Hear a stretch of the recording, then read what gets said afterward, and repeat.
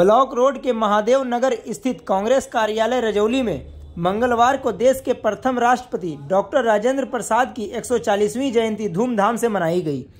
आयोजित जयंती कार्यक्रम में कांग्रेस व युवा कांग्रेस के कार्यकर्ताओं के द्वारा डॉक्टर राजेंद्र प्रसाद के चित्र पर माल्यार्पण कर एवं पुष्प अर्पित कर उनके प्रति श्रद्धांजलि व्यक्त की।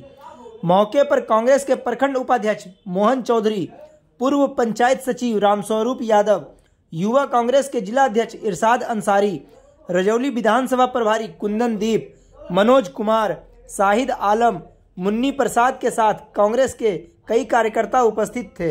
1884 ईस्वी में इनका जन्म हुआ। प्रारंभिक शिक्षा इनका सिवान में हुआ और ग्रेजुएशन इन्होंने कलकत्ता से की और वहीं पर आज तक के इतने बड़े विद्वान माने कहा जाए तो डॉक्टर बाबा साहब भीमराव अम्बेडकर के बाद इन्हीं को जाता है। और इनके बारे में यह कहा गया examinee is better than examiner.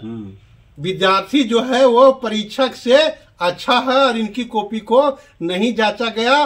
Bharat का संविधान जब लिखा जा रहा था तो संविधान की प्रतियां को जलाई गई थी। डॉक्टर राजेंद्र प्रसाद जी ने उनको उस संविधान को पढ़ा था और इनको लाइन बाय लाइन याद हुआ था और पुनः डॉक्टर भीमराव अम्बेडकर को लिखवा दिए कि ये मेरा संविधान ये है, प्रतियां जल गई, इससे कोई अथी नहीं है। तो वैसे महापुरुष जो ये हिंदुस्तान को आगे बढ़ाने का योगदान दिया। हमारा देश तो गुलाम था, गुलामी के बाद आज़ादी मिली और आज़ादी के बाद देश का भार सर्वोच्च ये हिंदुस्तान जो है ये गुलाम था और इस हिंदुस्तान के साथ गरीबी भी थी। उस परिस्थिति में तीनों सेना का अध्यक्ष राष्ट्रपति होते हैं और इनके ऊपर भार आ गया और इन महापुरुषों ने हमारे देश को आगे बढ़ाने में बहुत बड़ा योगदान रहा। और भी आज बात आती है यदि इन्होंने 2 बार राष्ट्रपति बने और 1962 में जब चीन हमारे ऊपर आक्रमण कर दिया था तो इन्होंने ही संभाला था देश को। तो इन्हीं चंद शब्दों के साथ मैं अपनी वाणी को विराम देता हूँ। जय हिंद, जय भारत, जय जय। क्या नाम हुआ आपका सर? ईश्वरी प्रसाद, पूर्व प्रधानाध्यापक सह डीडीओ रजौली। ठीक है। मतलब है कि आज जो है सो डॉक्टर राजेंद्र प्रसाद जो देश के सर्वप्रथम राष्ट्रपति थे, उनकी आज 140वीं जयंती पर हम लोग यहाँ पर उपस्थित हैं। इसमें हमारे बहुत वयोवृद्ध हमारे प्रधानाध्यापक हैं बालकृष्ण बाबू, ईश्वरी बाबू, तमाम आप लोग जो आए हुए हैं सभी लोगों को इस मौके पर हम अपने ओर से स्वागत करते हैं। और उनके बारे में कहना क्या है, इनके बारे में इनसे बढ़िया अभी तक नेता भारत में हम समझते हैं भीमराव अम्बेडकर और इनके अलावा बढ़िया नेता इससे बढ़िया हुआ ही नहीं। यह सिवान के थे, हमारे बिहार के नेता थे और बिहार के सबसे बड़े नेता आज तक ये हुए। इनसे बड़ा नेता अभी तक पैदा बिहार में नहीं हुआ। इसलिए साथियों आप लोगों से कहना चाहते हैं यह इतने क्वालिफाइड थे और इतने जानकार व्यक्ति थे कि जो पढ़ते थे उस समय भी जो इनको पढ़ाते थे उन लोग भी सब इनकी काबिलियत की तारीफ करते थे। और यह जो परीक्षा देते थे उसमें भी परीक्षक को कहना पड़ा जो बोले सर कि जो है exam is better than examiner. मतलब हुआ कि जो परीक्षार्थी जो है वो परीक्षा लेने वाले से अच्छा है। या समझिए कि कितना क्वालिफाइड व्यक्ति थे। यह देश के सबसे प्रथम राष्ट्रपति हुए, या देश के लिए गौरव की बात थी। और राष्ट्रपति बनने के बाद इन्होंने बहुत अच्छा काम किया।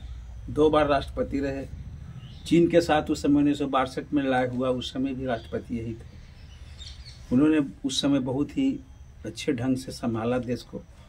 और हम लोग चाहते हैं कि ऐसे ईमानदार और जो ऐसे कर्मठ नेता का हम लोग हर समय इनका याद करते रहें। उसने हिंदुस्तान को बहुत आगे ले जाने का प्रयास किया। 2 बार राष्ट्रपति ये बने।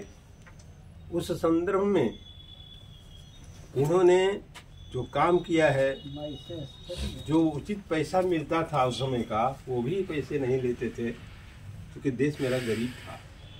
उतने ही पैसे लेते थे जितना से इनका काम चल जाए। तो सीधा साधा जीवन इनका रहता था।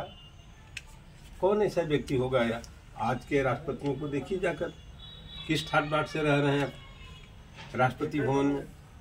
लेकिन इनका सादा जीवन। और जब राष्ट्रपति से रिटायर हुए तो 2 खपरेल 2 कमरे में ये आकर सदाकत आश्रम के बगल में आकर के अपना जीवन गुजारे। कुछ दिनों तक बचे, उसी में रहे और उसी मकान में इनकी मृत्यु हो गई। बहुत कुछ हमारे आचार्य महोदय ने कहा इनकी पढ़ाई लिखाई के बारे में। मैं जो जानता हूं कह रहा हूं कि इनकी कॉपियां आज तक सुरक्षित है। जिन्होंने परीक्षाएं दी थी उनकी कॉपियां आज भी सुरक्षित है। बहुत दिनों तक कलकत्ता यूनिवर्सिटी उस कॉपी को सुरक्षित रखा।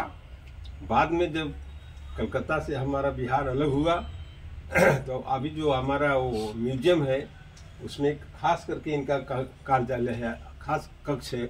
उस कक्ष में आज भी इनकी सारी कॉपियां सुरक्षित बहुत सुंदरतम ढंग से रखी हुई है। जिसमें उनको क्या लिखा है, जो कॉपी जांचने वाले हैं उसने कहा कि नहीं हमसे तो अच्छा ही विद्यार्थी है। वही व्यक्ति कितना महान होगा। आज का कहाँ गजता है, हम लोग भी टीचर नहीं गजते कि हमसे विद्वान लड़का ही है, लेकिन उस समय को उसको विद्वान शिक्षक को मानना पड़ेगा। हम लोग बहुत बधाई देते हैं कि वैसे शिक्षक हमारे समाज में रहना चाहिए जिसने लिखा कि विद्यार्थी हमसे ज्यादा अच्छा है। आज कहाँ कोई मिलता है, कहाँ कहने के लिए कोई तैयार है।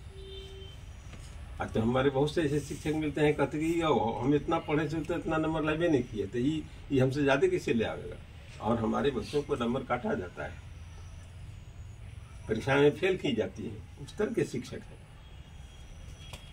अब जहाँ हम जिस समाज में हम लोग को पैदा लिया है, जहाँ हम लोग हैं, हमारे बच्चे आज कंपटीशन में फेल होते हैं, फेल कर दिया जाता है।